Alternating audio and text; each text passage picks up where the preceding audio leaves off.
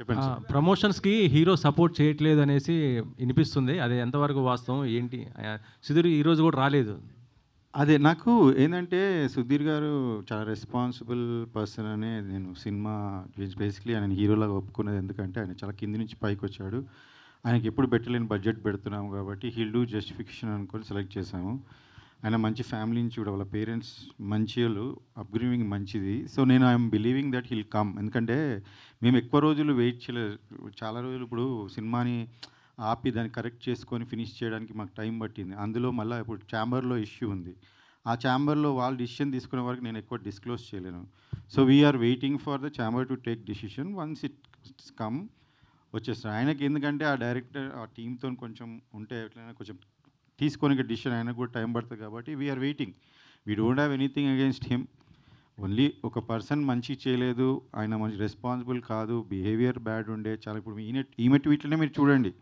ఆయన తీసేసాక 1 year back తీసేసాక ఆయన సీన్‌లు లీక్ చేశాడు నెట్‌లో.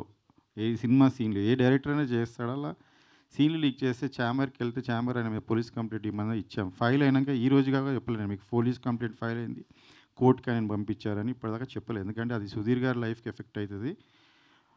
ఒక మూవీకి ఎఫెక్ట్ అయితది. ఇంతమంది కష్టాలు ఎఫెక్ట్ అయితదని నేను చెప్పలేదు. ఇప్పుడు నేను చెప్తున్నా ఎందుకంటే ఎక్కువ రోజులు మనం దాచలేం. అలాంటివి ఆయన ఒక 1 ఇయర్ ఆ కంప్లెయింట్ ఇచ్చి మనం అది చేసినాక 1 ఇయర్ నుంచి సినిమా ఏ విషయంలోనైనా ట్రోల్ చేస్తున్నారు మీరు చూడండి. ఇప్పుడు ఈమె విషయంలో ఈ ఆ మాట అనడము నేను కూడా అసలు చూసే లోపలే ఆమె రియాక్ట్ అయిపోయింది. ఎందుకంటే she is like that. She is very straight. అదే ఆమె కూడా అదే అంటది. ఇప్పుడు ప్రాబ్లమ్ ఉంటే మీరు ఛాంబర్‌కెళ్ళండి. మీరు డైరెక్టర్ అయితే ఆళ్ళ అసోసియేషన్‌లో కంప్లెయింట్ చేయండి. అట్లెట్లనైనా మీరు ప్రూవ్ చేసుకుందామంటే ఆయన ఎందులో మెంబర్ కాదు. ఆయన ఇంతకుముందు కూడా 2 సార్లు సినిమాల్లో నుంచి బయటికి పంపించేశారని మీకు ఇంకా 'దిల్‌రాజు' గారు కూడా ఆయన ఆపి వేరేళ్ళతో ఫైనాన్స్ చేపించుకున్నాడు ఆ ఫస్ట్ మూవీ. సో ఇవన్నీ కూడా అందరికీ తెలుసు ఇండస్ట్రీలో. నేను కొత్తగా చెప్పాల్సిన అందుకని ఆయన గురించి మాట్లాడి వేస్ట్. కొత్తగా చెప్పాల్సి వేస్ట్.